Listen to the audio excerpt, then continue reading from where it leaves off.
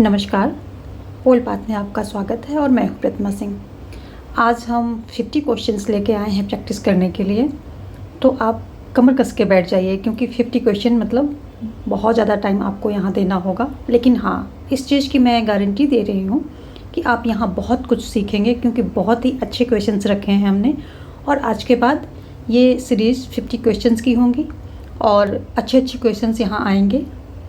तो अब आप लोग कमर कस लीजिए कि 50 क्वेश्चन के साथ आपको लगभग वहाँ पर और ज़्यादा क्वेश्चंस सीखने को मिलेंगे। लेकिन ये क्लास आपके लिए बहुत ही बेनिफिशियल होने वाली है। तो हम देखते हैं अपना पहला क्वेश्चन। देखते हैं आज का अपना पहला क्वेश्चन कह रहा है, निम्नलिखित में कौन सी रचना एक संविदावादी विचारक की नहीं है? ऑप्शन है सोशल कॉन्ट्रैक्ट, लेवायथन या ऑन लिबर्टी या टू ट्रीटीज ऑन गवर्नमेंट। तो हमारे सोशल जो संविदावादी विचारक हैं ये कौन कौन है? हॉब्स, लॉक, रूसो हैं। कौन है? हॉब्स, लॉक और रूसो, ये तीनों हैं। तो सोशल कॉन्ट्रैक्ट किसकी हो जाती है? रूसो की हो जाती है। लेवायथन किसकी हो जाती है? हॉब्स की है। और टू ट्रीटीज ऑन गवर्नमेंट हो जाती है लॉक की। ठीक है, ये तीनों हो जाती हैं। और ऑन लिबर्टी जो है ये जो है J.S. मिल की है। किसकी है? J.S. मिल की है। तो ये जो है संविदावादी विचारक नहीं है। J.S. मिल ये स्वतंत्रता के प्रबल समर्थक हैं और इन्होंने अपने स्वतंत्रता के विचार इसी बुक में दिए हैं। तो ऑप्शन सी आपका सही हो जाएगा। ऑन लिबर्टी जो है संविदावादी विचारक की पुस्तक नहीं है। देखते हैं अगला क्वेश्चन। दूसरा क्वेश्चन कह रहा है, किसका कथन है कि निर्णयन विभिन्न विकल्पों के चुनाव की एक सरलतम विधि है? कौन कह रहा है कि निर्णयन विभिन्न विकल्पों के चुनाव की एक सरलतम विधि है? ऑप्शन देखिए, आप लोग जो है पहले से ही अपना आंसर कमेंट सेक्शन में डाल सकते हैं। इससे आपका फिक्सेशन होगा और जल्दी होगा, लॉन्ग टाइम के लिए होगा, तो चीज़ें ज़्यादा श्योर हो जाएंगी। डाल सकते हैं, ये ऑप्शन देते रहिए। तो कौन है? टैरो, मैकफारलैंड, हर्बर्ट साइमन या रे किलियंस। तो जो निर्णय विभिन्न विकल्पों के चुनाव की सरलतम विधि है, ऐसा बोला है रे किलियंस ने। जो ये रे किलियंस हैं, इन्होंने क्या किया है कि जो निर्णयों का विभाजन दो भागों में किया है। कौन कौन से में? नियोजित तथा अनियोजित निर्णय में किया है। और इसी को इन्होंने सरलतम विधि बोला है। तो कौन सा? नियोजित। जो निर्णयों को इन्होंने नियोजित और अनियोजित दो भागों में इन्होंने डिवाइड किया है। ठीक है, तो क्या किया इन्होंने? जो ये निर्णयों का विभाजन है दो भागों में किया है और जो निर्णय विभिन्न विकल्पों के चुनाव की एक सरलतम विधि है, ऐसा इनका मानना है। तो ऑप्शन जो है डी सही हो जाएगा। देखते हैं अगला क्वेश्चन। कौटिल्य के अर्थशास्त्र में अधिकरण है, बताइए। ये तो बहुत ही ईजी क्वेश्चन है, सब लोग आंसर कीजिए कि कौटिल्य के अर्थशास्त्र में कितने अधिकरण हैं? 12 हैं, 15 हैं, 10 हैं, 16 हैं, कितने हैं आपको बताना है। तो जो है ये जो कौटिल्य कौन है? प्राचीन भारतीय राजनीतिक चिंतन के जनक माने जाते हैं। ठीक है, कौन है ये कौटिल्य? कौटिल्य की अगर हम बात कर लें तो ये प्राचीन भारतीय राजनीतिक चिंतन के जनक हैं। ठीक है, चिंतन के जनक हैं। और ये जो मगध में इनका जो है मगध साम्राज्य में इनका जन्म होता है। विष्णुगुप्त इनका नाम था, विष्णुगुप्त है ना। विष्णुगुप्त इनका बचपन का नाम था, विष्णुगुप्त। और जो कौटिल्य हैं, इनकी पुस्तक का क्या नाम है? इनकी पुस्तक का नाम है अर्थशास्त्र, है ना। इनकी पुस्तक का नाम अर्थशास्त्र है। और जो है इनकी भाषा गद्य और पद्य दोनों में की गई है। जो इनकी रचनाएं हैं, अर्थशास्त्र नामक पुस्तक की रचना संस्कृत में गद्य और पद्य दोनों में की गई। ये भी ध्यान रखने वाली बात है कि जो अर्थशास्त्र नामक पुस्तक की रचना है किस भाषा में है? तो संस्कृत भाषा में है।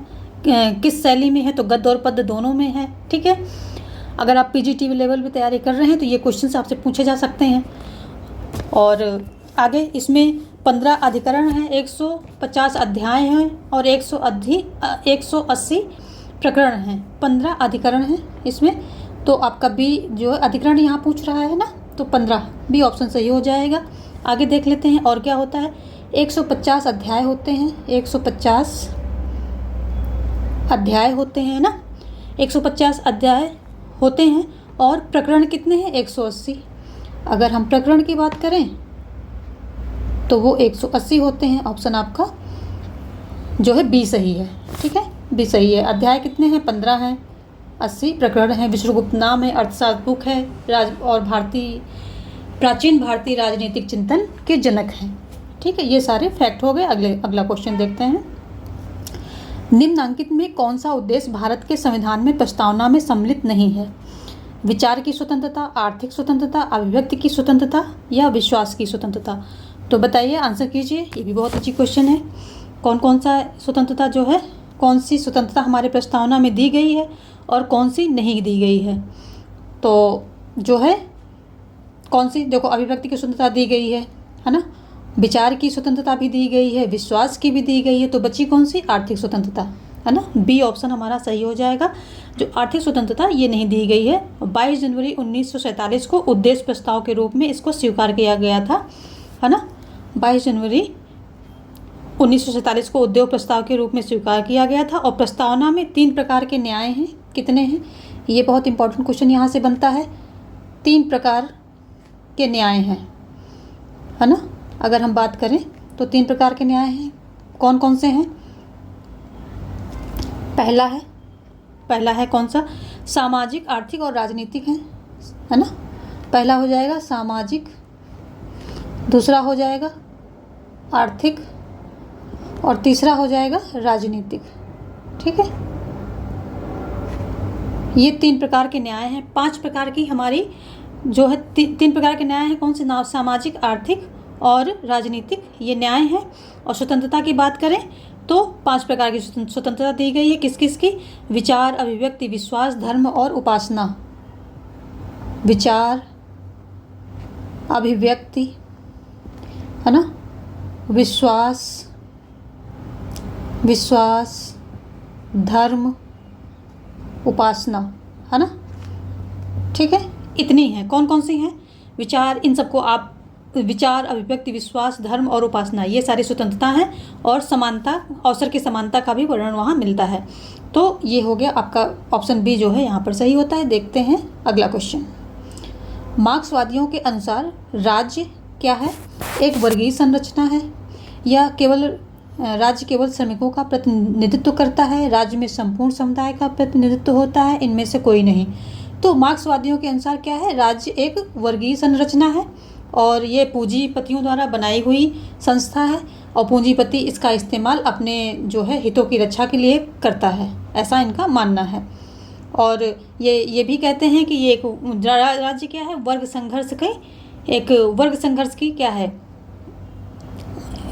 मतलब जो है राज्य में, समाज में वर्ग संघर्ष हमेशा चलता रहा है। चाहे वो कोई भी समुदाय रहा हो, हर समुदाय में वर्ग संघर्ष दिखता रहा है, ऐसा मार्क्सवादी मानते हैं। तो ऑप्शन ए आपका सही हो जाएगा। छठा देखते हैं। निम्न में से कौन अतिवादी नहीं था? कौन अतिवादी नहीं था? तो लाला लाजपत राय, विपिन चंद्रपाल या बाल गंगाधर तिलक या गोपाल कृष्ण गोखले। तो इनका नाम आप यहाँ पर तो ये बहुत इजी आसानी से निकाल सकते हैं। लाल बाल पाल,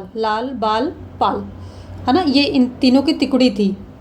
तो ये तीनों तो एक ही उससे हो गए, धारा से हो जाते हैं। तो ये अलग थे। गोपाल कृष्ण गोखले ये नरम पंथवादी थे, है ना। ये अतिवादी नहीं थे, उग्र उसमें नहीं आते थे। ये नरम जो है, इन्होंने नरम रवैया अपनाया था और ये नरम दल के नेता थे। और ये सत्य अहिंसा पर इनका विश्वास था। और ये क्या था? महात्मा गांधी ने इन्हें अपना गुरु माना था। ठीक है, ये महात्मा गांधी ने किसे गुरु माना था? ये भी क्वेश्चन बनता है। महात्मा गांधी ने गुरु किसे माना था? इनको गुरु। ठीक है, ये गोपाल कृष्ण गोखले महात्मा गांधी के गुरु हो जाते हैं। तो जो है यही डी ऑप्शन सही हो जाएगा। ये नरम पंथवादी थे, आप ऐसा इनको बोल सकते हैं। देखते हैं अगला क्वेश्चन।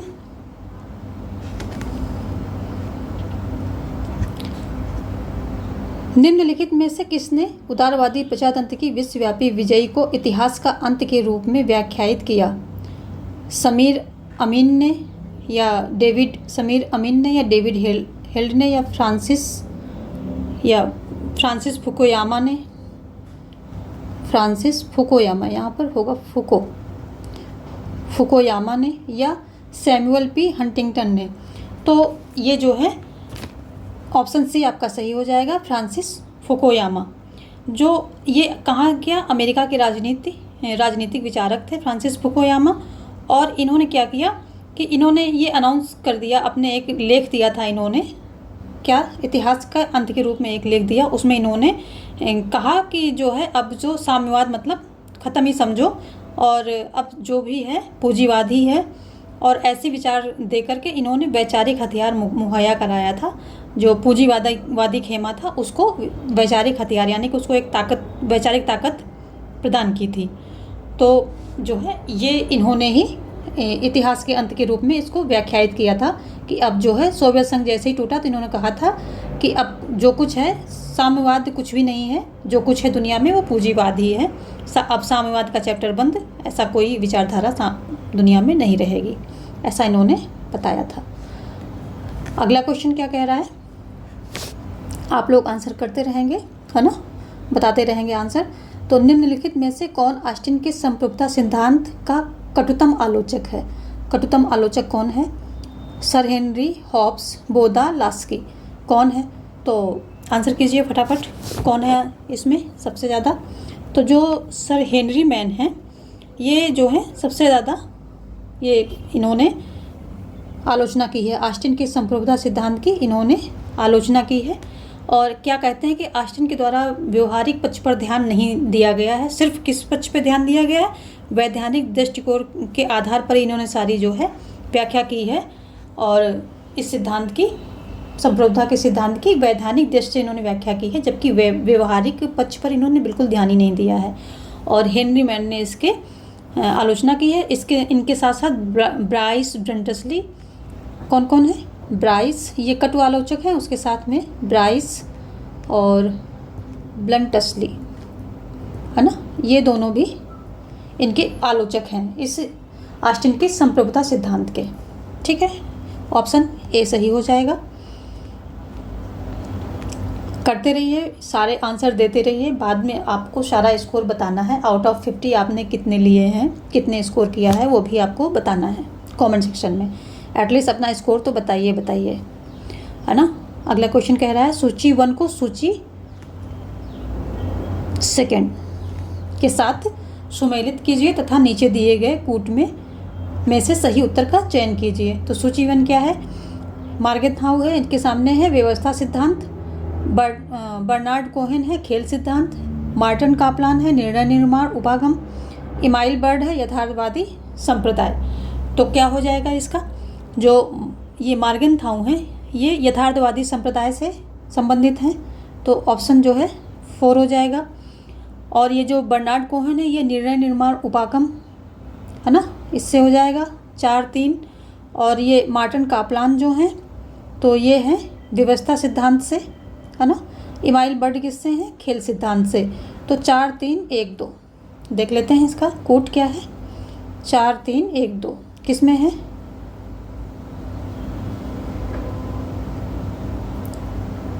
4-3-1-2 पहला ही है, ऑप्शन ए आपका सही हो जाएगा। ठीक है, देखते हैं अगला। संसद में पहला लोकपाल विधेयक प्रस्तुत हुआ, कब हुआ? जो हमने आपको लोकपाल और लोकायुक्त वीडियो डाला था तो उसमें हमने ये इम्पोर्टेंट नोट्स के रूप में इसको मैंने डाला था कि ये इम्पोर्टेंट है। इस जो यहाँ पर दिया गया है क्वेश्चन, इसी क्वेश्चन को, इसी पॉइंट को मैंने वहाँ पर इम्पोर्टेंट करके बताया है। और इसके साथ साथ मैंने और भी कुछ चीज़ें वहाँ पर इम्पोर्टेंट बताई हैं, तो आप उसको पक्का देखिए।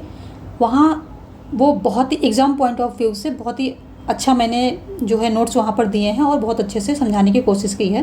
तो पक्का देखिए, पूरा कॉन्सेप्ट क्लियर हो जाएगा और प्लस आपको इम्पोर्टेंट नोट्स वहाँ से मिल जाएंगे, क्योंकि उन सारे जितने भी नोट्स हैं वहाँ पर, उसमें मैंने जो मोस्ट इम्पॉर्टेंट है वो हमने मार्क कर दिए हैं, बता दिए हैं कि इससे बाहर जो मतलब टीचिंग में नहीं आएगा। तो तो पहला जो है लोकपाल विधेयक कब प्रस्तुत किया गया था? कब? 1968 में या 1967 में या 1971 में या 1972 में? कब किया गया था? बताइए, आंसर कीजिए फटाफट। तो जो ये था ये 19 कब किया था? 1968 में किया गया था, है ना? कब? और इंदिरा गांधी के नेतृत्व में कांग्रेस सरकार द्वारा प्रस्तुत किया गया था। तो ये जब इंदिरा गांधी पीएम थी ना, तब किया गया था, ठीक है।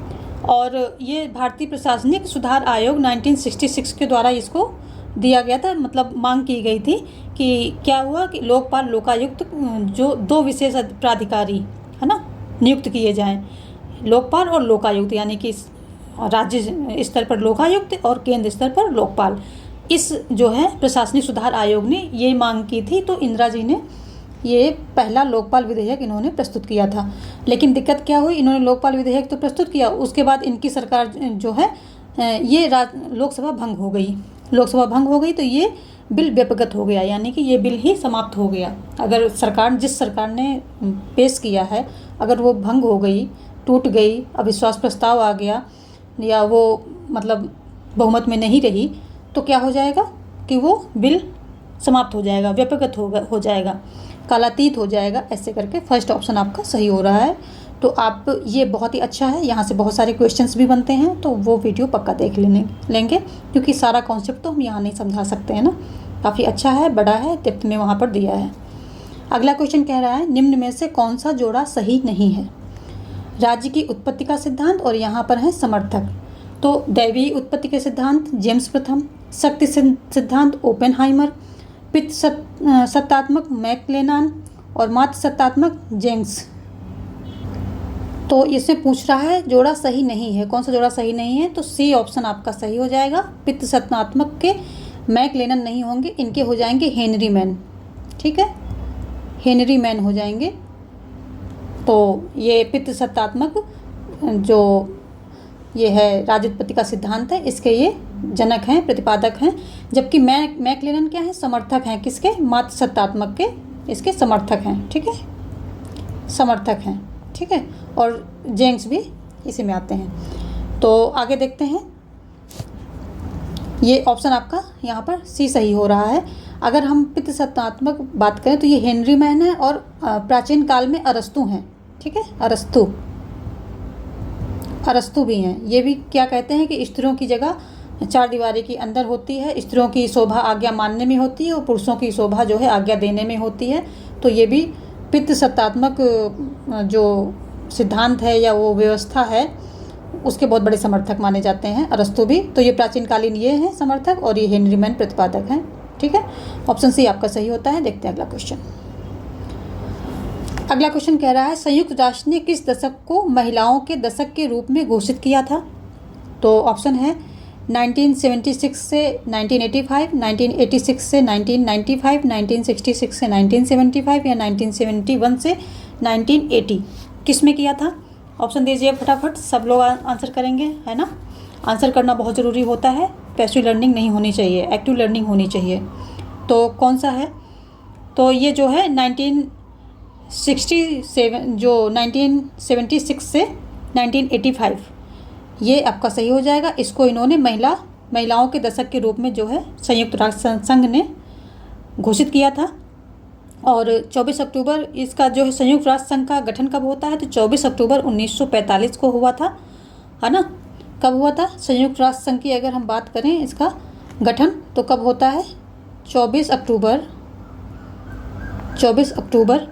1945 में होता है। अगर इसके मुख्यालय की बात करें हम, तो मुख्यालय कहाँ है? न्यूयॉर्क में है, ठीक है। ये सब संयुक्त राष्ट्र संघ के जो है इम्पॉर्टेंट चीज़ें हैं, जानते रहिए। कुल सदस्य देशों की संख्या इसमें कितनी है? अगर हम बात करें कि सदस्य देशों की संख्या कितनी है, तो 193 है। वेरी वेरी इंपॉर्टेंट, ये सभी पॉइंट हैं वेरी इंपॉर्टेंट, ठीक है। स्थापना कब होती है, मुख्यालय कहाँ है, और सदस्य देश कितने हैं, वेरी इंपॉर्टेंट। इससे भी ज़्यादा इंपॉर्टेंट इधर, ठीक है। अब देखते हैं अगला क्वेश्चन। शिक्षित बनो, संघर्ष करो, संगठित बनो, यह किसका दिया हुआ नारा है? राजा राम मोहन राय का, ईश्वर चंद्र विद्यासागर का, M.N. रॉय का या B.R. अम्बेडकर का? तो जो ये B.R. अम्बेडकर थे, ये इनका दिया हुआ नारा है। ये कहते थे क्योंकि जो थे वहाँ का B.R. अम्बेडकर जो है दलितों के क्या थे, जो बहुत बड़े समर्थक थे। उनकी जो दुर्दशा थी, उनकी जो उस समय हालत थी, दयनीय हालत, उसको उबारने में इनका बहुत बड़ा हाथ है। और अम्बेडकर क्या है, वर्ण व्यवस्था, ब्राह्मणवादी व्यवस्था पर इन्होंने आक्रमण किया, इनका पूरा विरोध किया और इसको पूर्णतः अवैज्ञानिक बताया था, है ना। और ये बोला था कि ये गरिमाहीन है। दलित वर्ग की दशा सुधारने के लिए इन्होंने शिक्षा पर बहुत ज़्यादा जोर दिया था और उसी संबंध में इन्होंने ये नारा दिया था, क्योंकि इनका मानना था कि शिक्षा अगर होगी तो हम अपने अधिकारों के प्रति जागरूक रहेंगे और हमारा मान सम्मान जो है बढ़ेगा। हम तो इसीलिए कहते हैं शिक्षित बनो, संघर्ष करो, संगठित बनो। ये नारा इनका दिया हुआ है। आगे देखते हैं अगला क्वेश्चन। आप लोग आंसर करते रहिए, आंसर करना बहुत इम्पॉर्टेंट है, ठीक है। आप अगर यहाँ टाइम दे रहे हैं तो वो टाइम आपका मतलब पूरी लर्निंग होनी चाहिए, यहाँ पर बर्बाद नहीं होना चाहिए कि आप अपना नेट टाइम सब कुछ ख़राब कर रहे हैं और कुछ सीख नहीं रहे हैं, या उतना ज़्यादा नहीं सीख रहे हैं जितना आप इनपुट दे रहे हैं उतना आउटपुट नहीं निकल रहा है। तो फिर हमारी मेहनत का और आपके जो यहाँ पर बैठे हुए हैं देख रहे हैं उसका कोई फ़ायदा नहीं निकलेगा, ठीक है। तो देखते हैं क्वेश्चन क्या कह रहा है। निम्नलिखित में से कौन सा जोड़ा सही नहीं है? कौन सा जोड़ा सही नहीं है? Mosca, the ruling class, Pareto, mind and society, Robert Michels, political parties और लिफसेट, वेल्थ ऑफ नेशन, ठीक है। तो ये तो बहुत ही, अगर आपको यहाँ ये तीनों नहीं भी पता है, स्टार्टिंग के तीनों नहीं पता है, तो ये तो बहुत ही फेमस है। मैंने जाने कितनी बार इसको प्रैक्टिस में करा दिया है, अगर आप लोग मेरी वीडियोस देख रहे हैं तो ये जो वेल्थ ऑफ नेशन है किसकी है? यही ऑप्शन आपका, ये जोड़ा सही नहीं है, ऑप्शन डी सही हो जाएगा। वेल्थ ऑफ नेशन किसकी है? कमेंट कीजिए, सबको पता होना चाहिए, आप लोगों को पता भी होगा, है ना। ये एडम स्मिथ की है, एडम स्मिथ की है। इसी में इन्होंने लेसेस फेयर का सिद्धांत दिया। इसी में इन्होंने राज्य की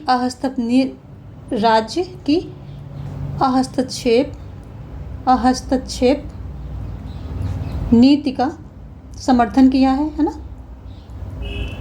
तो इसी बुक में किया है। तो ये वेल्थ ऑफ नेशन किसकी है? एडम स्मिथ की है। ऑप्शन डी आपका सही हो जाएगा। देखते हैं अगला क्वेश्चन। लोक निगम का उत्तरदायित्व होता है, क्या उत्तरदायित्व होता है लोक निगम का? बताइए फटाफट। ऑप्शन है आपके सामने, कौन कौन से? नौकरशाही के प्रति, प्रधानमंत्री के प्रति, राष्ट्रपति के प्रति या संसद के प्रति। तो लोक निगम को अंग्रेजी भाषा में क्या कहते हैं? कारपोरेशन बोलते हैं। लोक निगम को नहीं, बल्कि ओनली निगम को, है ना। निगम को क्या बोलते हैं? कारपोरेशन में। कॉन्सेप्ट समझते चलिए, क्योंकि कॉन्सेप्ट समझना है तो आप ना क्वेश्चन को घुमा देगा, तब भी आप निकाल लेंगे। ऐसे ही मैं रटा दूंगी, मैं टिक करके निकल जाऊँ, मुझे कोई दिक्कत नहीं है, बट आपको कॉन्सेप्ट भी समझ में आना चाहिए ना। कारपोरेशन, है ना, इसका मतलब क्या होता है? निगम का मतलब क्या होता है? कारपोरेशन होता है। और निगम का अर्थ अगर क्या होता है? निरंतर चलते रहने वाले व्यापारिक संगठन, है ना। निरंतर चलते रहने वाले व्यापारिक संगठन, ठीक है, ये इसका अर्थ होता है निगम का ना। ये अर्थ हुआ, ये इंग्लिश का मतलब हो, इसका ये अंग्रेजी क्या हो गया, जो वर्जन हो गया, है ना। और लोक निगम, अगर हम उसके सामने लोक जोड़ दें, अभी तो हमने सिर्फ निगम की व्याख्या की है ना, ये निगम की व्याख्या है, ठीक है, इतना। अगर हम लोक जोड़ दें तो लोक का मतलब क्या होता है? लोक का मतलब होता है जनता, आप सबको पता है, ये भी सभी को पता ही होगा। लोक निगम का तात्पर्य जनता से है। तो लोक निगम का सार्वजनिक निगम की स्थापना जो है लोक निगम कह लें या इसको सार्वजनिक निगम कह लें। और ये इसकी स्थापना किस देश से की जाती है? तो ये जनता की भलाई के लिए सरकार द्वारा चलाए जाते हैं। तो ये क्या होते हैं? लोक निगमों का निर्माण संसद द्वारा किया जाता है ना। कैसे होता है? कि विशेष अधिनियम द्वारा होता है। विशेष अधिनियम कोई पारित कर दिया और हो गया, इनका निर्माण कर देते हैं। तो लोक निगम किसके प्रति उत्तरदायित्व, इनका उत्तरदायित्व किसके प्रति बनता है? संसद के प्रति, क्योंकि संसद के द्वारा ये अधिनियम पारित करके इनका गठन होता है। तो ऑप्शन डी आपका सही हो जाएगा, ठीक है। ये व्यापारिक संगठन, निरंतर चलने वाले व्यापारिक संगठन। निगम का मतलब होता है कारपोरेशन, इंग्लिश से वर्ड है। जनता, लोक का मतलब जनता हो गया। और क्योंकि संसद इनको अधिनियम के द्वारा इनको बनाती है, तो ये संसद के प्रति उत्तरदायी होते हैं, ठीक है। देखते हैं अगला क्वेश्चन। ऐसे देख लेते हैं थोड़ा सा, सभी को आई थिंक दिख रहा होगा। हाँ, देखते हैं। सूची 1 को सूची 2 से सुमेलित कीजिए तथा नीचे दिए गए विकल्पों में से सही उत्तर का चयन कीजिए। तो सूची 1, सूची 2 में क्या है? महात्मा गांधी है, bunch of thoughts, B.R. Ambedkar, Hind Swaraj और MS Golwalkar, annihilation, V.D. Savarkar, Hindutva. तो जो ये है, आप देखो, सबसे जब आपको नहीं आता है तो सबसे इजी में चलिए, B.R. अम्बेडकर, एनिहिलेशन पे आ जाएगा ये, है ना, एनिहिलेशन यहाँ थर्ड आ जाएगा, है ना। और इसका पूरा होता है एनिहिलेशन ऑफ कास्ट, है ना, एनिहिलेशन ऑफ कास्ट, ठीक है, इसका ये पूरा नाम है। और हिंद स्वराज किसकी हो जाती है? हिंद स्वराज हो जाती है महात्मा गांधी की, ठीक है, ये महात्मा गांधी की हो जाएगी। और अगर हम बात करें कि V.D. सावरकर की क्या है? पंच ऑफ थॉट किसकी? MS गोलवलकर की हो जाएगी पंच ऑफ थॉट, और V.D. सावरकर की हो जाएगी हिंदुत्व। तो क्या हो गया? 2 3 1 4, ऑप्शन बी सही हो जाता है आपका, ठीक है, ऑप्शन बी जो है राइट हो जाएगा। महात्मा गांधी की हिंद स्वराज है, बंच ऑफ थॉट किसकी है?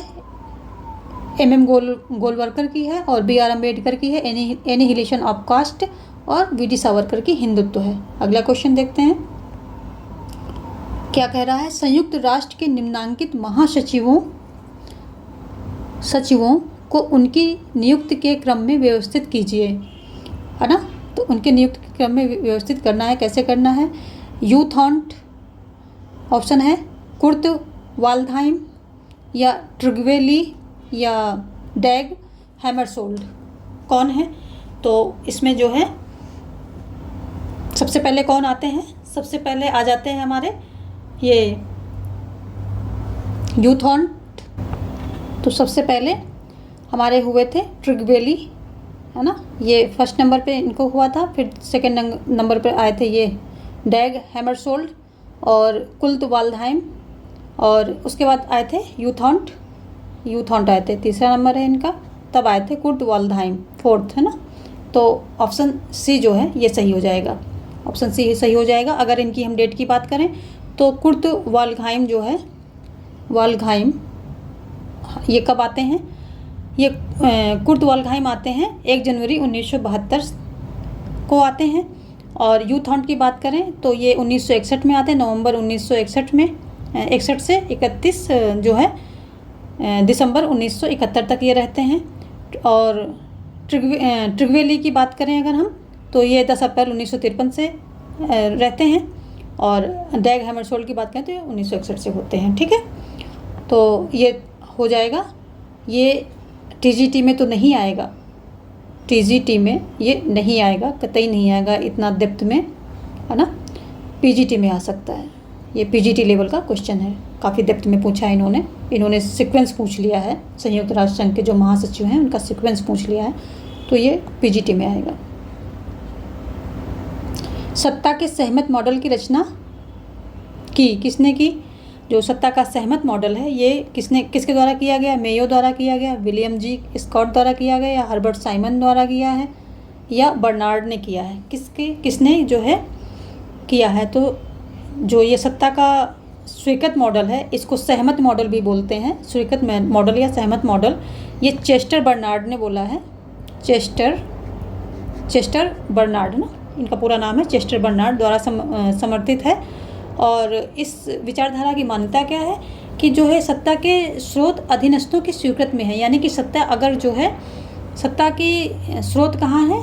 जो नीचे से जो उनको स्वीकार करते हैं, जो उनके अधीनस्थ होते हैं सत्ता में, तो अगर वो स्वीकृत दे रहे हैं, ठीक है, उस आज्ञा को मान रहे हैं उनकी, तभी जो है वो वहीं पर है। अगर आज्ञा मान रहे हैं तभी जो है वो सत्ता है, अदरवाइज कोई आज्ञा मानने वाला ही नहीं तो सत्ता किस बात की। तो इसको सत्ता के स्वीकृत मॉडल के रूप में इन्होंने प्रस्तुत किया है। ये कहते हैं कि सत्ता तभी अर्थपूर्ण होगी जब आदेश को स्वीकार किया जाए और उसका पालन किया जाए। तो सही बात है, अगर किसी देश की जनता आदेश को स्वीकार करके उसका पालन कर रही है तो ही सत्ता है, अदरवाइज वो अगर विद्रोह कर दे तो कहाँ की सत्ता, कहाँ की कुछ, तख्ता पलट करके रख देती है। तो सत्ता के सहमत मॉडल को चेस्टर बर्नार्ड द्वारा दिया गया है, इनकी विचार है ये। किसने कहा युद्ध पुरुष के लिए वही है जो स्त्री के लिए मातृत्व है, किसने कहा? ऑप्शन है मुसोलिनी, मार्क्स, हेगल, माओ। दीजिए आंसर। बहुत बार करा दिया है, कई बार हमने इसको जो है कॉन्सेप्ट जो इसके वीडियोस दिए हैं, कोर्स वीडियोस, उसमें भी बताया है, अदरवाइज प्रैक्टिस में भी बताया है। फटाफट तो ये जो है किसके द्वारा दिया गया है, बताइए फटाफट आंसर कीजिए आप लोग, मैं वेट कर रही हूँ, आप लोग आंसर कर लो। तो ये किसके द्वारा कहा गया? ये मुसोलिनी द्वारा कहा गया है, ठीक है। ये युद्ध के समर्थक हैं, युद्ध चलते रहना चाहिए। तो ये कहते हैं कि युद्ध जो है पुरुष के लिए वही है जो स्त्री के लिए मातृत्व है। पहला ऑप्शन आपका सही हो जाएगा, ठीक है। और मुसोलिनी ने क्या किया था? इन्होंने क्या किया था? इटली में फांसीवाद की स्थापना की थी। कब की थी बताइए? ये भी मैंने बहुत बार बता रखा, फिर भी सुन लो, है ना। 1922 को की थी। एग्जैक्ट चाहिए तो एग्जैक्ट डेट है 31 अक्टूबर, है ना। 31 अक्टूबर 1922 में की थी और ये खुद प्रधानमंत्री बने थे, ठीक है। फांसीवाद हिंसा और युद्ध का समर्थन करता है, यह अंतर्राष्ट्रीयता पर बिल्कुल विश्वास नहीं करता है और शांति का विरोधी है ना। तो ये सब चीज़ें इसकी खासियत हो जाएंगी। चलिए देखते हैं अगला क्वेश्चन। किस प्रधानमंत्री के कार्यकाल, ठीक है, किस प्रधानमंत्री के कार्यकाल में 73वां यानी कि 73वां संविधान संशोधन विधेयक पारित हुआ था? तो इंदिरा गांधी, राजीव गांधी, पीवी नरसिम्हा राव या वीपी सिंह? तो 73वां, पहले तो आपको पता होना चाहिए कि 73वां पारित कब किया गया था, है ना। तो कब पारित किया गया था 73वां संविधान संशोधन? आप लोग ऑप्शन में बताएंगे, सब बताएंगे ना। बहुत बार कराया हुआ है कि 73वां जो है संविधान संशोधन, 73वां और 74वां दोनों क्या होता है 1992 में जो है ये पारित किए जाते हैं। और लागू कब से हो जाते हैं? 1993 से लागू हो जाते हैं। और इस समय किसका कार्यकाल, कौन से प्रधानमंत्री का कार्यकाल चल रहा होता है ना। ऐसे हम रिलेट करते हैं कि ये कब पारित हुआ, तो अब पारित हुआ। और इस समय कौन से प्रधानमंत्री का कार्यकाल था? तो पीवी नरसिम्हा राव का था, ठीक है। इनके समय में वो क्या है जो प्राइवेटाइजेशन, लिबरलाइजेशन, है ना, और ग्लोबलाइजेशन, तो ये सब चीज़ें भी इन्हीं के टाइम पर आई थी, ठीक है। इन्होंने काफ़ी जो है उथल पुथल अपने समय में देखी थी, नई नई चीज़ें इनके समय में जो आई थी। तो पीवी नरसिम्हा राव ऑप्शन सही हो जाएगा। आगे देखते हैं। राज्य एक नैतिक संस्था है जो मनुष्य के पूर्ण नैतिक विकास के लिए अपरिहार्य है। इस वक्तव्य का संबंध है किससे है? व्यक्तिवादियों से है, आदर्शवादियों से है, अराजकतावादियों से है, मार्क्सवादियों से है। तो राज्य एक नैतिक संस्था कौन मानता है? ये आदर्शवादी मानते हैं, और जो है मनुष्य के पूर्ण नैतिक विकास के लिए ये आवश्यक है, तो ये भी आदर्शवादी मानते हैं, ठीक है। इसमें आते कौन कौन है? प्लेटो, हीगल, अरस्तु, बोशांके, ये सभी आते हैं। तो ऑप्शन बी आपका इसमें सही हो रहा है। और अगर हम आदर्शवादी की बात करें तो कौन कौन है? प्लेटो, अरस्तु, हेगल, है ना, और कौन? बोशांके, ठीक है। ये सभी इसमें आ जाते हैं, तो ऑप्शन बी हमारा सही होता है। देखते हैं अगला क्वेश्चन। अगला क्वेश्चन है, निम्न में से कौन सा शक्ति संतुलन स्थापित करने का साधन नहीं है? ऑप्शन ए है मैत्री संधियां एवं प्रतिमैत्री संधियां, शस्त्रीकरण एवं निशस्त्रीकरण, क्षतिपूर्ति, हस्तक्षेप। तो इसमें ऑप्शन जो है डी सही हो जाएगा, हस्तक्षेप। क्योंकि क्या होता है कि जो ये मैत्री, ये तीनों जो हैं, मैत्री एवं प्रतिमैत्री और शस्त्री एवं निशस्त्रीकरण, क्षतिपूर्ति, ये सभी जो है शक्ति संतुलन में साधन, ये शक्ति संतुलन के साधन माने जाते हैं। क्योंकि शक्ति संतुलन का मतलब क्या है कि ये राष्ट्रीय हितों और शक्ति से संचालित होती है। तो ये सिर्फ राजनीतिक जो है शक्ति, राजनीतिक नैतिकता और अंतर्राष्ट्रीय विधि से नियंत्रित नहीं होती है। आजकल इसका क्या मीनिंग निकलता है कि राष्ट्रीय हितों और शक्ति से संचालित होती है, ठीक है। तो जो है इसमें मैत्री संधियाँ आ जाएंगी, शस्त्रों का शस्त्रीकरण, या तो शस्त्रीकरण हो तो सबके पास हो तो एक दूसरे से डरेंगे सब वार करने पे, या फिर निशस्त्रीकरण हो तो सबका निशस्त्रीकरण हो जाए तो बचेंगे सब, मतलब सबके पास किसी के पास शस्त्र नहीं रहेंगे तो भी जो है शक्ति संतुलन रहेगा। और क्षतिपूर्ति, ये सारी चीज़ें जो हैं, तो ऑप्शन डी आपका सही हो जाएगा, ठीक है।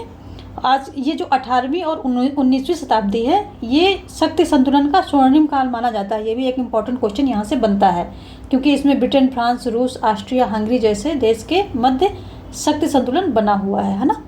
तो ये भी है कौन सी, 18वीं और 19वीं शताब्दी, ये शक्ति संतुलन का स्वर्णिम काल इसे माना गया है। आगे देखते हैं अगला क्वेश्चन क्या कह रहा है। अपने ऊपर, अपने शरीर और मन पर व्यक्ति संप्रभु है। मिल ने अपने यह विचार किस रचना में प्रकट किए हैं? ऑन लिबर्टी में, यूटिलिटेरियनिज्म में, या प्रिंसिपल ऑफ पॉलिटिकल इकोनॉमी में, या कंसीडरेशंस ऑन रिप्रेजेंटेटिव गवर्नमेंट। यहाँ पर कंसीडरेशन होना चाहिए, कंसीडरेशन ऑन रिप्रेजेंटेटिव गवर्नमेंट। तो जो ये इन्होंने, ये जो है अपने इन्होंने ये ऑन लिबर्टी में ये अपने जो है विचार दिए हैं ऑन लिबर्टी में, क्योंकि ये स्वतंत्रता के प्रबल समर्थक हैं J.S. मिल, और इन्होंने अपने ये स्वतंत्रता संबंधी विचार जो है ऑन लिबर्टी में दिए हैं। ऑन लिबर्टी क्या है, ये इनकी एक मित्र थी, बाद में वाइफ बन गई थी, हेरेट टेलर को समर्पित एक लेख है, तो उसी में इन्होंने अपने स्वतंत्रता संबंधी विचार दिए हैं। ऑप्शन ए सही हो जाएगा। बाकी ये सारी इन्हीं की पुस्तक है, तो ये आप देख सकते हैं, इसको भी नोट डाउन कर सकते हैं। पॉलिटिक्स एमंग नेशन पुस्तक लिखी गई है, किसके द्वारा लिखी गई है? H.J. मॉर्गनथाउ द्वारा लिखी गई है, या पामर एंड परकिंस द्वारा, या E.H. कार द्वारा, या उपर्युक्त में से कोई नहीं। तो H.J. मॉर्गनथाउ द्वारा जो पॉलिटिक्स एमंग नेशन है, ये H.J. मॉर्गनथाउ द्वारा लिखी गई है, तो ऑप्शन ए आपका सही हो जाएगा। ठीक है, और देखते हैं अगला क्वेश्चन। निम्नलिखित में से कौन सी विद्या कौटिल्य द्वारा सुनिश्चित मौलिक विधाओं में सम्मिलित नहीं है? कौन सी नहीं है? तो यहाँ पर हो जाएगा मूल। ठीक है, मूल विधाओं में सम्मिलित नहीं है। कौन सी? वार्ता, या आन्वेचकी, या निरक्त, या त्रयी।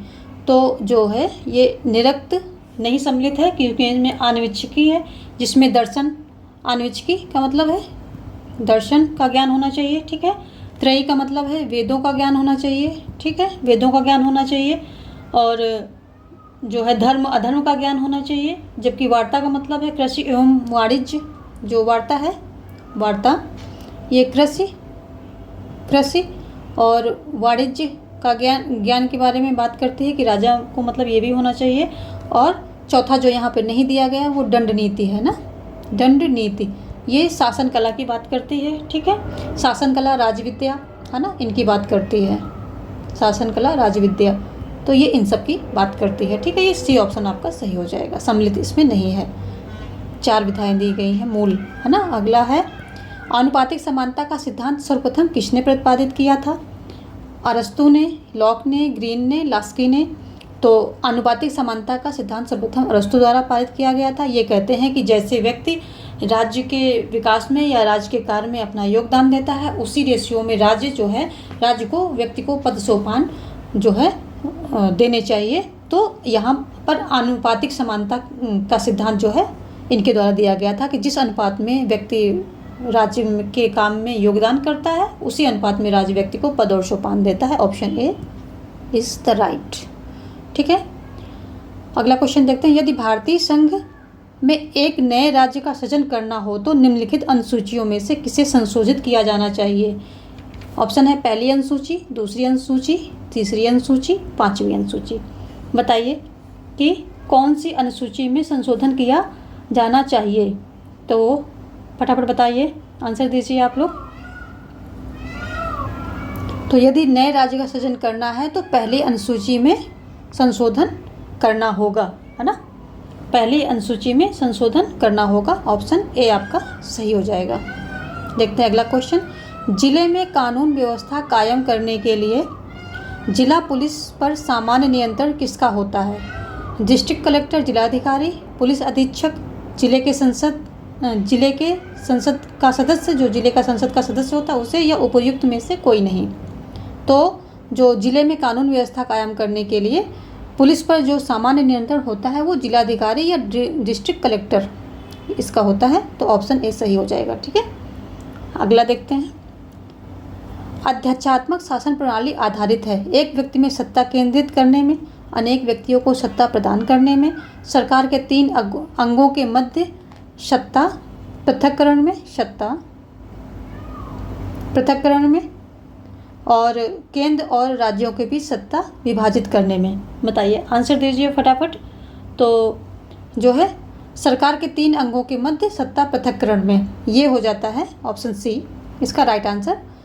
इसी प्रणाली पर ये आधारित है कि जो तीनों अंग हैं, व्यवस्थापिका, न्यायपालिका और कार्यपालिका, इनके बीच क्या है, शक्ति पृथक्करण का सिद्धांत पर ये संचालित होते हैं। यानी कि इनके बीच में जो है इनके कार्य को पूरी तरह से बांट दिया जाता है, इनकी शक्तियों बटी होती हैं, तो इनके ये कार्य सब पृथक पृथक करके करते हैं। समस्त कार्यकारी शक्तियाँ किस में होती, राष्ट्रपति में निहित होती हैं।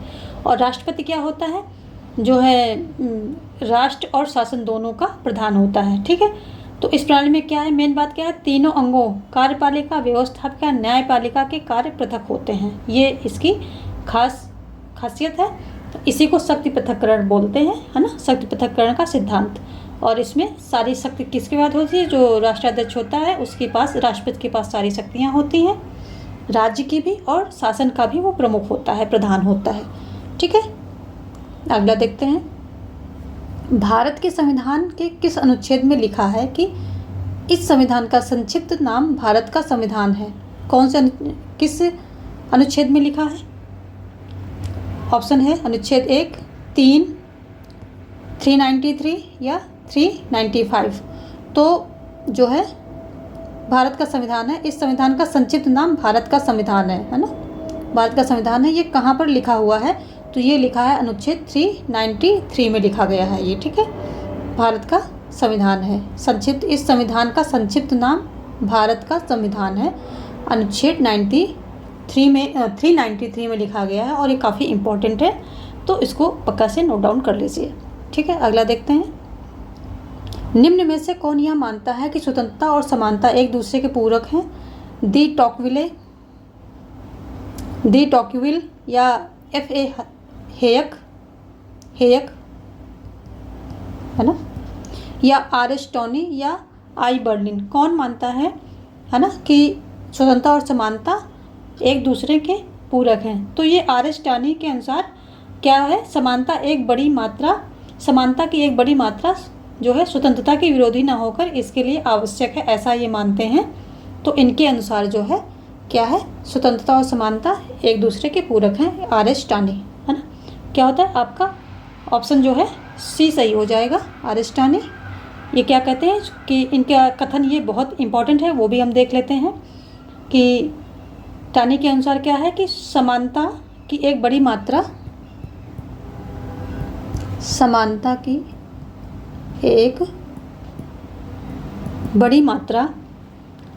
की विरोधी न होकर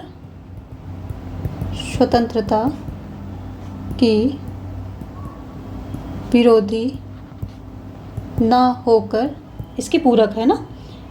तो क्या है, विरोधी न होकर इसके लिए आवश्यक है या इसकी पूरक है, कुछ भी कर सकते हैं, न होकर इसके लिए आवश्यक है, ये इनका फेमस कथन है ना, फेमस कथन है कि समानता की एक बड़ी मात्रा स्वतंत्रता के लिए विरोधी ना होकर इसके लिए आवश्यक है। तो ये जो है R.S. टॉनी द्वारा दिया गया है और R.S. टॉनी जो है कि ये भी जो है इन्हीं का मानना है। ऑप्शन सी आपका सही हो जाएगा। देखते हैं अगला क्वेश्चन। जिला और सत्र न्यायाधीश किसके सीधे नियंत्रण में कार्य करता है? जिलाधिकारी, राज्य का उच्च न्यायालय, राज्य का विधि मंत्री या राज्य का राज्यपाल? तो जो जिला और सत्र न्यायालय हैं ये राज्य का उच्च न्यायालय जो होता है इसके सीधे नियंत्रण में काम करता है। ठीक है, ऑप्शन बी आपका सही हो जाएगा, है ना। इसी के जो है क्योंकि जो इसकी नियुक्ति, पदोन्नति और अन्य मामलों पर नियंत्रण का अधिकार सीधा सीधा राज्य के उच्च न्यायालय का ही होता है। जो अधीनस्थ न्यायालय होती हैं, जिला सत्र न्यायालय जितने भी इसकी अधीनस्थ होती हैं, तो सीधा सीधा नियंत्रण ये इसका उच्च न्यायालय का होता है। ऑप्शन बी सही हो जाएगा। देखते हैं अगला क्वेश्चन। निम्नलिखित में से कौन आधुनिक व्यक्तिवाद का प्रवक्ता है? आधुनिक व्यक्तिवाद का प्रवक्ता कौन है? Laski, Leacock, Hobbes, Graham Wallas, कौन है? तो जो है ग्राहम वॉलेस आधुनिक व्यक्तिवाद के जो है क्या है, प्रवक्ता हैं, इन्हें प्रवक्ता माना गया है। और आधुनिक व्यक्तिवाद परंपरागत व्यक्तिवाद की अपेक्षा क्या करता है, समुदायों व संस्था जो होती हैं, समुदाय होते हैं, समाज की संस्था होती हैं, उनको अधिक महत्व देता है ना। किसको, समुदाय और संस्थाओं को, है ना, संस्थाओं को ये अधिक महत्व देता है, अधिक महत्व देता है। कौन सा, जो आधुनिक व्यक्तिवाद है ना, आधुनिक व्यक्तिवाद है, ये इनको महत्व ज़्यादा देता है। ठीक है, तो और जबकि जो पहले की अपेक्षा ज़्यादा इनको महत्व देते हैं। पहले परंपरागत जो व्यक्तिवाद होता है तो उसमें क्या है, सिर्फ संस्थाओं वगैरह पर ध्यान दिया जाता था, तो अभी ये दोनों पे ध्यान देते हैं। आगे चल के देखते हैं अगला क्वेश्चन। किसने कहा यूनान ने एकता विहीन लोकतंत्र विकसित किया, रोम ने लोकतंत्र विहीन एकता कायम की। लोकतंत्र विहीन एकता कायम की किसने कहा, गार्नर ने कहा है, विलोबी ने, अरस्तू ने, गेटल ने। किसने कहा है, तो ये जो है कथन गेटल द्वारा दिया गया है, क्योंकि और अगर हम लोकतंत्र की बात करें कि लोकतंत्र, तो ये जो है डेमोक्रेसी शब्द जो यूनानी भाषा के डेमोस तथा क्रेसिया से मिलकर बना है। लोकतंत्र की अंग्रेजी क्या है, डेमोक्रेसी, और डेमोक्रेसी किससे निकला है, यूनानी शब्द डेमोस तथा क्रेसिया से मिलकर बनता है ना। तो इसका क्या है, अर्थ क्या होता है, लोगों का शासन, तो ये है इसका। और गेटल महोदय का मानना क्या है कि जो प्रजातंत्र जो है महान लक्ष्यों के लाभ में महान जो लाभों में एक लाभ है, ऐसा ये मानते हैं, क्योंकि यह असंतोष और क्रांति के संकटों को कम करता है। क्योंकि लोकतंत्र में क्या है, लोगों को अपने विचार व्यक्त करने का मौका मिलता है, तो वहाँ पर असंतोष वगैरह ये सब कम दिखता है, क्योंकि सभी लोग अपनी अभिव्यक्ति करते हैं और सबकी सहमति, चाहे वो डायरेक्ट शासन में इन्वॉल्व रहे जनता या इनडायरेक्ट, लेकिन जनता इन्वॉल्व होती है, तो वहाँ पर असंतोष वगैरह ये सब चीज़ें कम देखने को मिलती हैं। ऑप्शन आपका डी सही हो जाएगा। ये जो गेटल महोदय ने कहा था। देखते हैं अगला क्वेश्चन। किसने कहा कि आधुनिक सभ्यता 4 दिन की चांदनी है? आंसर कीजिए, बहुत ही ईजी क्वेश्चन है, फटाफट आंसर कीजिए। विवेकानंद, टैगोर, गांधी, अरविंद, है ना। तो ऑप्शन सी सही हो जाएगा, है ना। गांधी जी ने कहा था, और जो है ये गांधी जी जो है वर्तमान सभ्यता के खिलाफ थे, और इन्होंने मेन जो है 4 समस्याओं को चिंताजनक माना था। एक तो हथियारों एवं हिंसा की समस्या, है ना, हथियार जो थे, हथियार, हिंसा, इसकी समस्या, है ना। दूसरा क्या माना था, दूसरा इन्होंने पर्यावरण की समस्या माना था। पर्यावरण समस्या, क्योंकि बहुत तेज़ी से बड़े बड़े उद्योग लग रहे हैं, तो पर्यावरण संबंधी जो समस्याएं हो रही थी। निर्धनता माना था, है ना, निर्धनता। और चौथा क्या था, चौथा था मानवाधिकारों की समस्या, जो मानवाधिकार थे, मानवाधिकार, ये इसकी समस्या थी चौथा, है ना। ये 4 समस्याओं को इन्होंने जो वर्तमान आधुनिक सभ्यता थी, ये इसकी 4 समस्या इन्होंने मेन माना, और इसी संदर्भ में इन्होंने बोला कि जो आधुनिक सभ्यता है ये 4 दिन की चांदनी है, क्योंकि इसके आगे आगे जो है प्रॉब्लम बहुत ज़्यादा दिखने वाली हैं, जो कि गांधी जी ने उस समय फील किया होगा, तो उन्होंने अपने विचार दिए।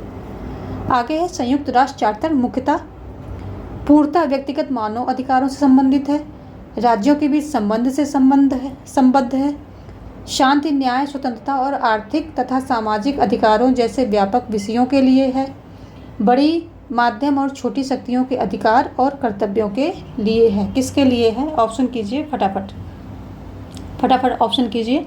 बहुत टफ क्वेश्चन नहीं है ये भी, है ना, बहुत टफ क्वेश्चन नहीं है, क्वेश्चन ईजी ही है, कई बार आपने पढ़ा होगा। तो अगर हम देखें संयुक्त राष्ट्र संघ की, अभी भी हमने बात की, 24 अक्टूबर 1945 को तो इसका स्थापना होती है।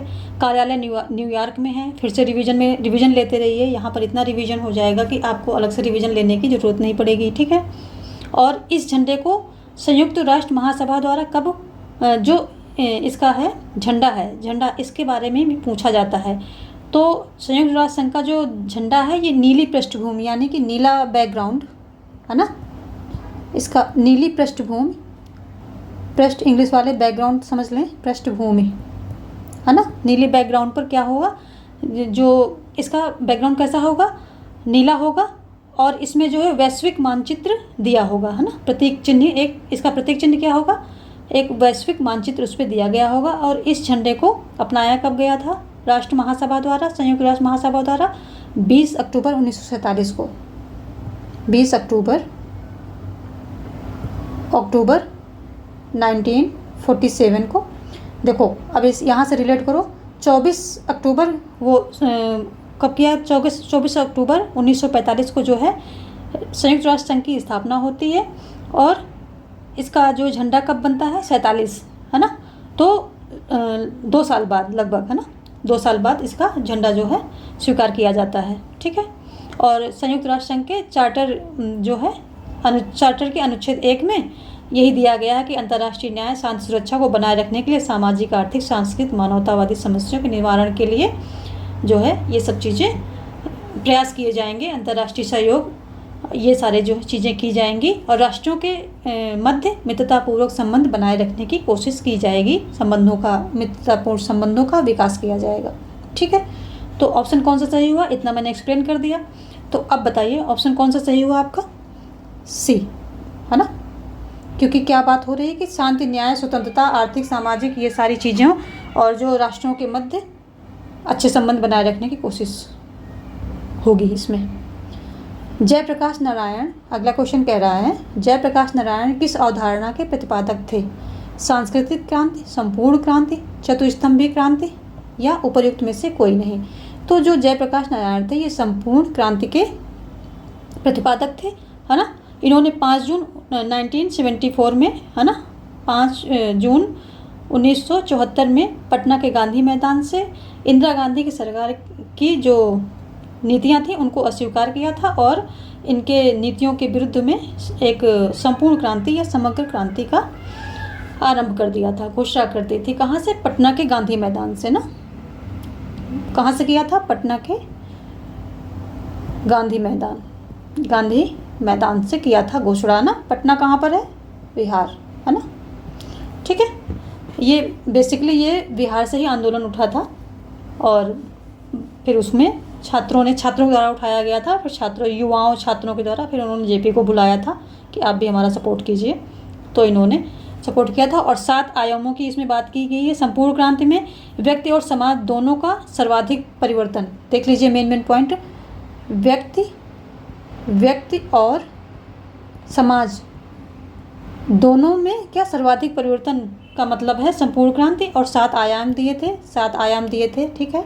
क्रांति के कौन कौन से थे, राजनीतिक, आर्थिक, सांस्कृतिक, शैक्षणिक, वैचारिक, नैतिक, ठीक है। फिर से सुन लीजिए, राजनीतिक, आर्थिक, सांस्कृतिक, है ना, शैक्षणिक, वैचारिक, नैतिक, ये थे, है ना। तो 7 आयाम थे। और सामाजिक, है ना, सामाजिक विधायक 6 बताए भी तो मैंने, सामाजिक, राजनीतिक, आर्थिक, सांस्कृतिक, शैक्षणिक, वैचारिक, नैतिक, 7 आयाम दिए थे, ठीक है। और अगला क्वेश्चन देखते हैं, ऑप्शन दिया कि नहीं दिया मैंने, हाँ संपूर्ण क्रांति दे दिया ऑप्शन। देखते हैं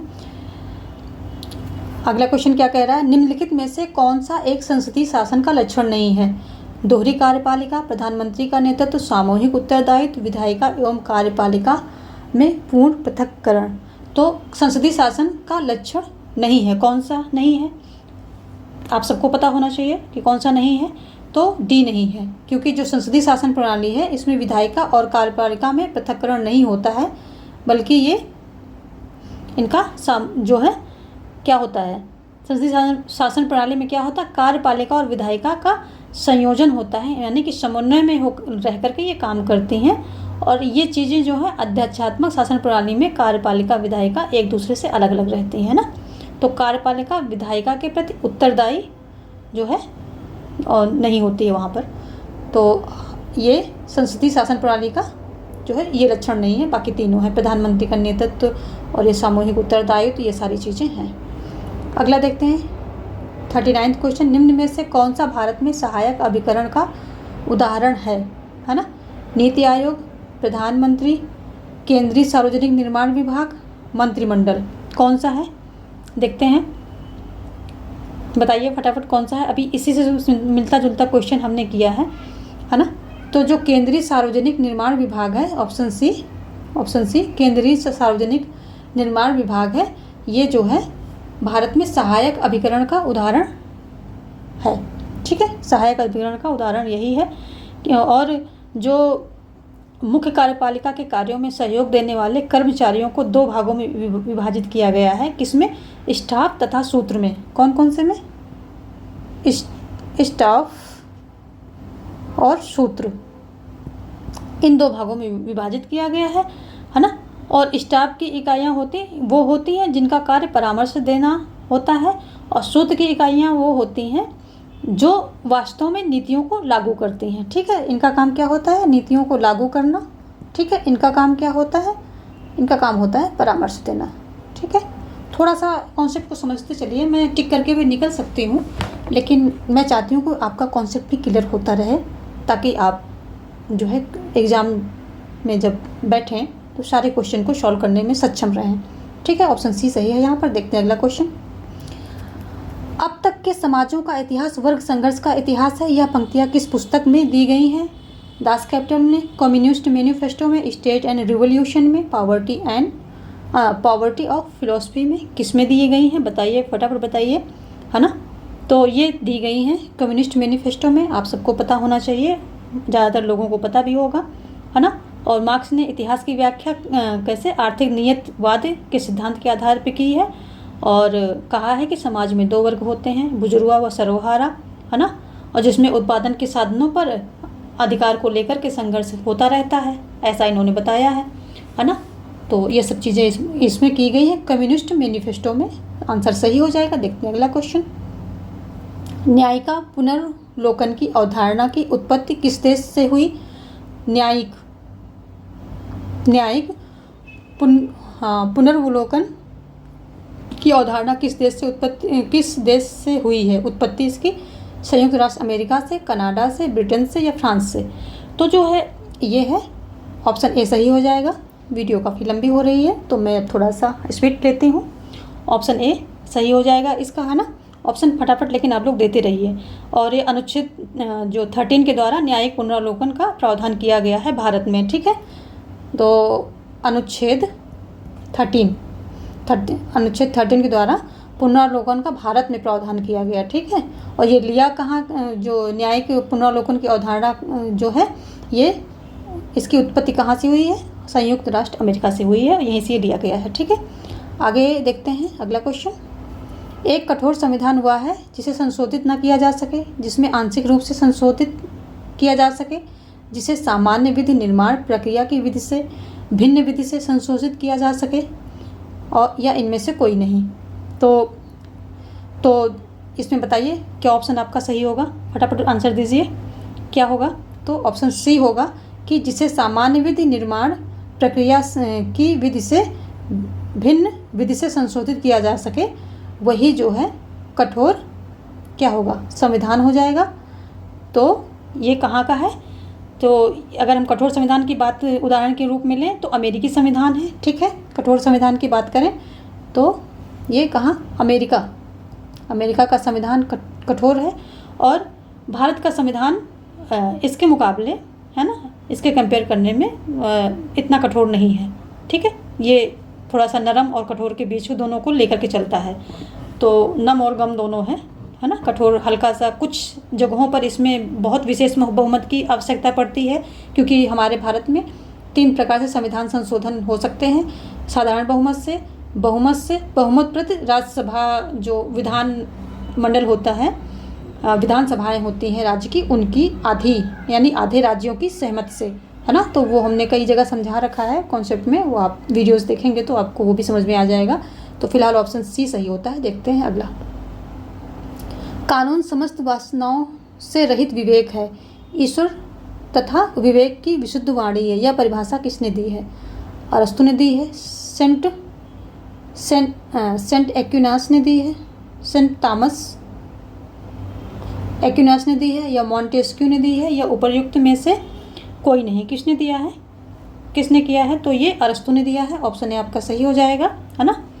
तो देखते हैं अगला क्वेश्चन। 44 क्वेश्चन क्या कह रहा है देखते हैं, छोटा कर लेते हैं थोड़ा सा इसको। सबको विजिबल है? अभी नहीं होगा, अभी सबको विजिबल होगा मेरे ख्याल से, है ना?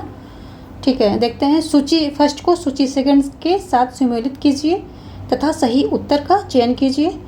यूरोपियन समाजवाद कार्ल मार्क्स, फेबियन समाजवाद GD एचकोल, वैज्ञानिक समाजवाद सिडनी वेब या श्रेणी समाजवाद सेंट साइमन। तो ये तो मैंने टॉपिक वाइज जब प्रैक्टिस कराई है तो उसमें मैंने सब कुछ ये अच्छे से कई बार रिपीट किया है। तो अगर हम चलते सर से सबसे जो सरलतम चीज़ है तो वैज्ञानिक समाजवाद किसने दिया है? चलिए इनसे शुरू कर देते क्योंकि ये सबसे ईजी है ना? कार्ल मार्क्स हो गया। श्रेणी समाजवाद किससे है? तो ये हो गए GD एचकोल, अभी अभी हमने टॉपिक वाइज प्रैक्टिस की थी, है ना?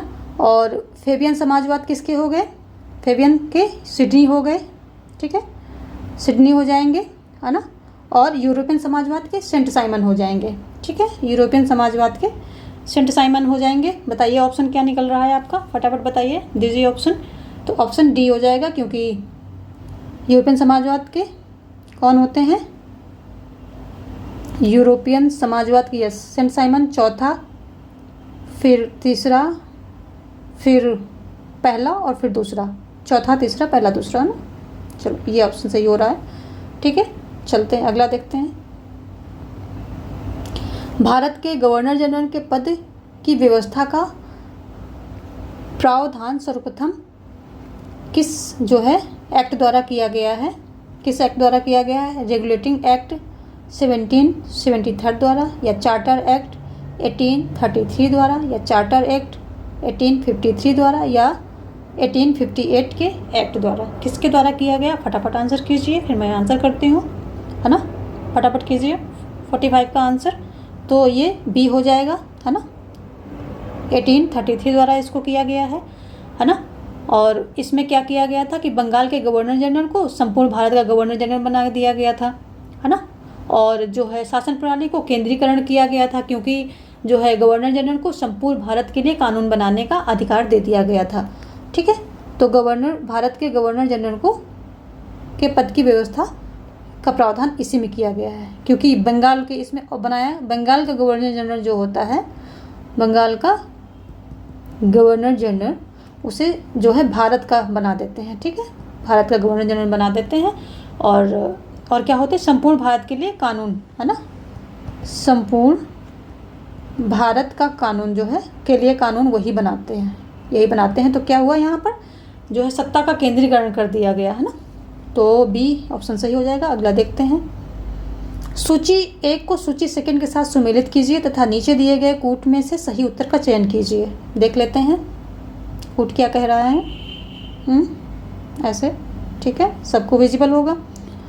FMCT जलवायु परिवर्तन और मॉन्ट्रियल प्रोटोकॉल विश्व व्यापार, ट्रिप्स व्यापक विनाश के हथियारों का अप्रसार, WSF वैश्विक सामाजिक आंदोलन, है ना? तो इसको देख लेते हैं, ठीक है, इसको देख लेते हैं क्या कह रहा है। तो जो FMCT है, ये FMCT है, ये किससे संबंधित है? बताइए, फटाफट जवाब दीजिए। FMCT किससे संबंधित है? व्यापक विनाश के हथियारों का अप्रसार, है ना? व्यापक विनाश के हथियारों का अप्रसार, तो ये इससे संबंधित है ना? अगर मॉन्ट्रियल प्रोटोकॉल देख लें तो ये किससे होगा? जलवायु से संबंधित है ना?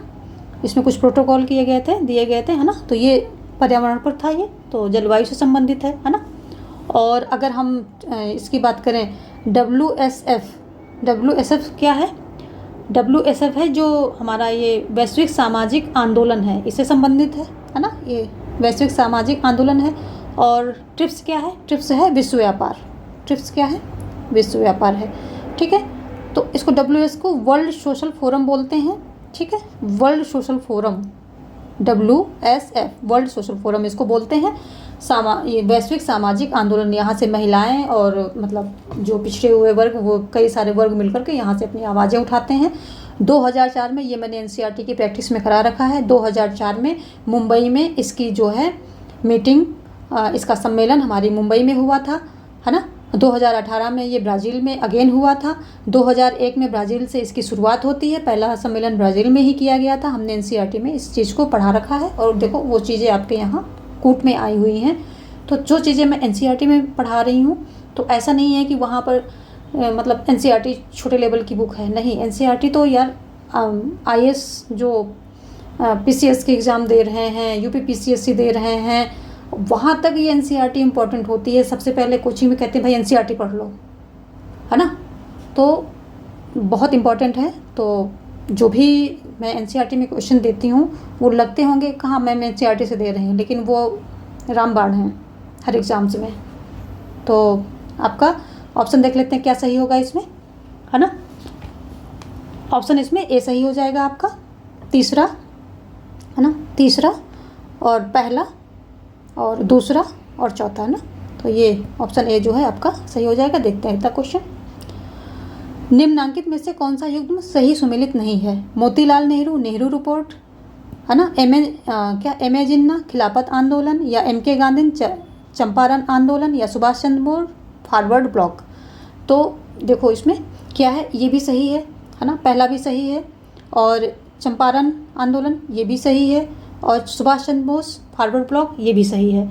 अच्छा देख लेते हैं ये रिपोर्ट कब आती है। 19 जो मोतीलाल नेहरू रिपोर्ट आती है ये 1928 को आती है, ठीक है। चंपारण आंदोलन की बात करें तो 1917 में, बहुत बार हमने पढ़ा रखा आपको, आती है। सुभाष चंद्र बोस का जो फॉरवर्ड ब्लॉक है ये 1939 में आता है, 1939 में आता है, ठीक है। तो सॉरी, ये एम ए जिन्ना के साथ मैंने चंपारण आंदोलन कर दिया है ना, ये इनकी डेट नहीं है, ये चंपारण आंदोलन यहाँ पर है। ध्यान लिखने में है, किसी के भी सामने लिखी चली जा रही हूँ। चलो आप सब लोग समझदार हैं, थोड़ा सा हमारी नासमझी को माफ़ करेंगे, ठीक है। तो ये ऑप्शन आपका जो है ये सुमेलित नहीं है ना। ऑप्शन बी जो है सही हो जाएगा। देखते हैं अगला क्वेश्चन। अगला क्वेश्चन क्या कह रहा है? लोक निगम प्रकार का प्रशासन क्या प्राप्त करने की चेष्टा करता है? देखिए लोक निगम के 3 क्वेश्चन आ गए हैं, है ना, और काफ़ी। तो कारोबारी क्षमता, नौकरशाही की लोकतांत्रिक वैधता, या प्रशासन में लोगों की सहभागिता, या सार्वजनिक जवाबदेहिता का कारोबारी दक्षता के साथ मिश्रण। तो किस पर जो है ये करता है?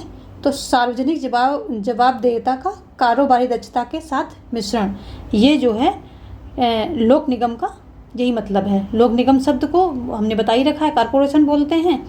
तो लोक निगमों का निर्माण संसद द्वारा होता है, ये भी बता रखा है। विशेष अधिनियम द्वारा होता है, ये भी बताया है। लोक निगम को वित्तीय मामलों के साथ साथ प्रशासनिक मामलों में भी स्वायत्तता प्राप्त होती है ना। तो अगर हम कुछ लोक निगम के उदाहरण ले लें तो कौन है? एयर इंडिया, है ना, एयर इंडिया, इंडियन एयरलाइंस, जीवन बीमा जिसको हम LIC बोलते हैं, भारतीय खाद्य निगम जिसको IFC बोलते हैं ना, भारतीय खाद्य निगम। ये देखिए थोड़ा सा उदाहरण ले लेंगे, समझ में आएगा कि ये होता क्या है। भारतीय खाद्य निगम, है ना, भारतीय खाद्य निगम, इसको क्या बोलते हैं? IFC, है ना। एंड और क्या था? जीवन बीमा निगम, जीवन, थोड़ा सा उदाहरण देखेंगे तो क्लैरिटी आएगी, इसलिए बता रही हूँ। जीवन बीमा निगम ये भी तो एक है, ये निगम है ना। तो ये क्या हो गया? ये LIC हो गया, है ना, LIC। ये सब क्या है ना, ये सब क्या है? ये सब जो है लोक निगम के हैं। ये अगर देखें तो उदाहरण है ना। तो ऑप्शन आपके इसमें डी सही हो जाएगा, सार्वजनिक जवाबदेहिता का कारोबारी दक्षता के साथ मिश्रण, ठीक है। अगला क्वेश्चन देखते हैं। अगला क्वेश्चन कह रहा है, ऑस्टिन ने अपनी किस पुस्तक में समरूपता के सिद्धांत की व्याख्या की है? तो किस में की है? पॉलिटिक्स में की है, सिविल गवर्नमेंट में की है, या सोशल कॉन्ट्रैक्ट में की है, या लेक्चर्स ऑन ज्यूरिस्प्रूडेंस में की है? किस में की है? फटाफट आंसर दीजिए, कई बार पहले मैंने बताया है। तो ये जो है ऑप्शन डी आपका सही होगा। कैसे सही होगा? ये क्योंकि इन्होंने इसी बुक में जो है अपने ये संप्रभुता संबंधी सिद्धांत की व्याख्या इसी बुक में की है इन्होंने। और ऑस्टिन क्या थे? एक अंग्रेज कानूनविद थे, है ना, अंग्रेज,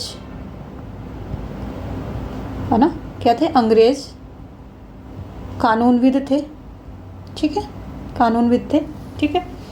और फिर इन्होंने इसी बुक में अपनी जो है विचारों को दिया है। संप्रभुता संबंधी सिद्धांतों की व्याख्या इसी में की है, लेक्चर्स ऑन ज्यूरिस्प्रूडेंस में। आगे देखते हैं। शांति के लिए एकता प्रस्ताव से संयुक्त राष्ट्र संघ के किस अभिकरण की शक्ति में वृद्धि हुई? किस अभिकरण के जो एजेंसी है संयुक्त राष्ट्र संघ की एजेंसी, अभिकरण को क्या एजेंसी भी बोलते हैं।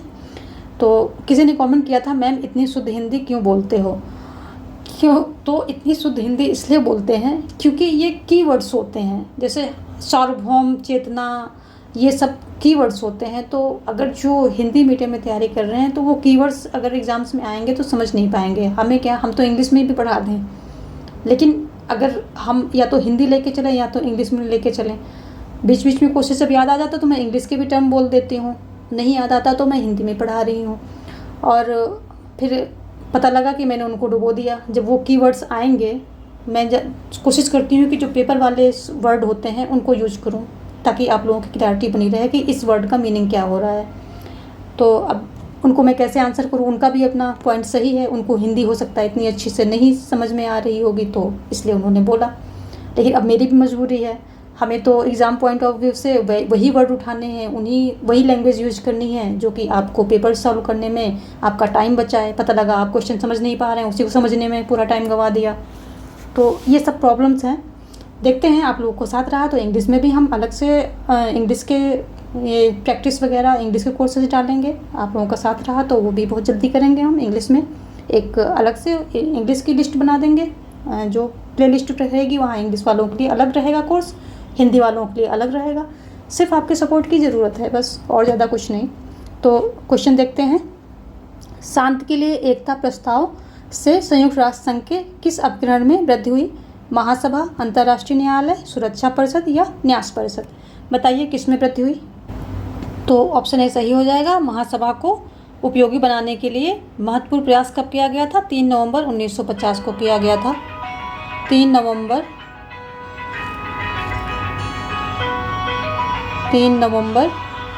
1950 में किया गया था।